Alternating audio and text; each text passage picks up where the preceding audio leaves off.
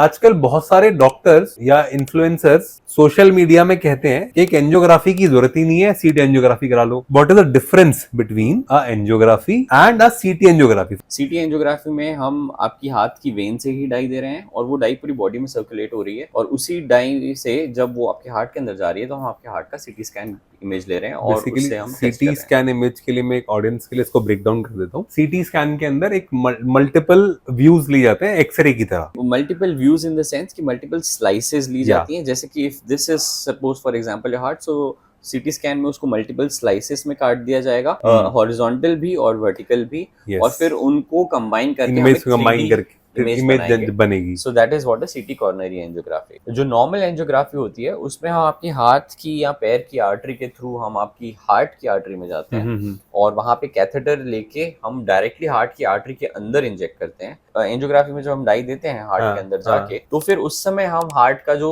Normal fluoroscopy होता है, fluoroscopy का मतलब है वीडियो एक्सरे, एक्सरे जो एक फोटो की तरह आता है उसी को हम एक वीडियो फॉर्म में लेते हैं, उसको हम फ्लोरोस्कोपी कहते हैं। तो उस समय हम ये आपका डाई हार्ट के अंदर दे के कैथेटर के थ्रू हम जब आपके हार्ट की फ्लोरोस्कोपी करते हैं और उससे जो हमें वीडियो मिलता है उसको हम नॉर्मल एंजियोग्राफी कहते हैं। Definitely angiography is a gold standard test, क्योंकि आप हार्ट को बहुत नजदीक से देख रहे हो, आप हार्ट के अंदर जाके हार्ट को देख रहे हो। सीटी एंजियोग्राफी में आप हार्ट को दूर से देख रहे हो अलग अलग स्लाइसेस लेके, तो डेफिनेटली एक्यूरेसी एंजियोग्राफी की ज्यादा है, इसलिए एंजियोग्राफी को गोल्ड स्टैंडर्ड टेस्ट कहा जाता है।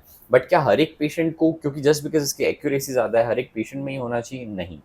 उस पेशेंट में जिसमें इसकी एब्सोल्यूट जरूरत है, जिसमें जो सडन एक्यूट चेस्ट पेन लेके आए हैं और ईसीजी में हार्ट अटैक दिख रहा है, तो बहुत ज्यादा प्रोबेबिलिटी है और क्लोज टू 100% प्रोबेबिलिटी है कि इनके हार्ट में ब्लॉकेज आने ही आने हैं। तो उनको सीटी एंजियोग्राफी के लिए नहीं जाना है, उनको डायरेक्टली एंजियोग्राफी के लिए जाना है। उन पेशेंट्स में जिन पेशेंट्स में ट्रोपाई टेस्ट जो होता है, पॉजिटिव आया है, उन पेशेंट्स में ब्लॉकेजेस होने की प्रोबेबिलिटी बहुत हाई है, तो उन पेशेंट्स को सीटी कॉर्नरी एंजियोग्राफी की तरफ नहीं जाना चाहिए, उन पेशेंट्स को डायरेक्टली एंजियोग्राफी की तरफ जाना चाहिए। तीसरी कैटेगरी एक और कहूंगा मैं, वो पेशेंट जिनमें शायद ट्रोपाई भी पॉजिटिव ना आया हो, जिनमें शायद ईसीजी में भी हार्ट अटैक ना आया हो, लेकिन क्लिनिकली आपको देख के उनकी हिस्ट्री इतनी क्लासिकल लग रही है कि मैं 2 कदम भी चलने लग जाऊं तो मेरे को सीने में दर्द होने लग जाता है और फिर मैं बैठ जाता हूं तो मेरे को आराम आ जाता है बैठते ही, या फिर सॉर्बिट्रेट लेते ही मेरे को आराम आ जाता है। ऐसे पेशेंट्स की अगर हम बात करें, इनमें भी रिस्क फैक्टर्स भी हैं साथ में, स्मोकिंग है, हाइपरटेंशन है, डायबिटीज है, फैमिली हिस्ट्री है, कोलेस्ट्रॉल है, ऐसे पेशेंट्स की अगर हम बात करें जिनमें प्री टेस्ट प्रोबेबिलिटी बहुत ज्यादा है, तो उन पेशेंट्स को भी डायरेक्टली एंजियोग्राफी की तरफ जाना चाहिए।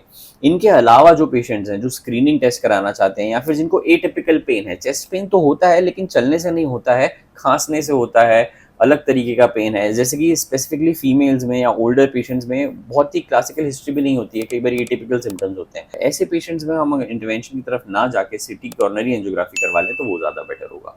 तो एज अ ब्लैंकेट टेस्ट ना ही सीटी कॉर्नरी एंजियोग्राफी बेस्ट है सबके लिए, ना ही एंजियोग्राफी बेस्ट है सबके लिए। व्यूज के लिए ये कह देना कि आप एंजियोग्राफी ना ही करवाइए, सिर्फ सीटी एंजियोग्राफी कराइए, कार्डियोलॉजिस्ट आपको स्टेंट डाल देगा, is not a correct statement. इससे आप इमेजिन करिए कोई ऐसा पेशेंट जो हार्ट अटैक से सफर कर रहा है और लेकिन उसने कहीं ये सुना था, किसी रील में देखा था कि सीटी कॉर्नरी एंजियोग्राफी ही कराना चाहिए, एंजियोग्राफी नहीं कराना चाहिए।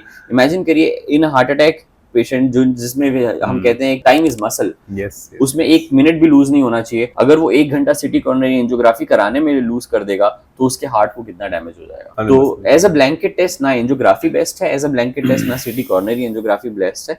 हमें ये जानना जरूरी है कि कौन से पेशेंट के लिए क्या जरूरी है। We have to make an intelligent informed decision.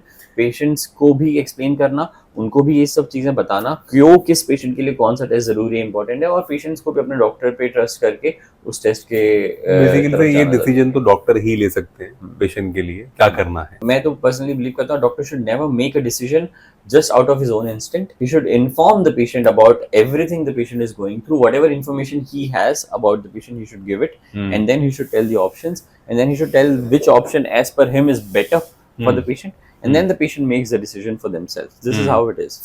Basically give them option A, B, C, tell the pros and cons, but also tell pros and cons, आपके लिए कौन सा option मेरे हिसाब से better है, and then you decide.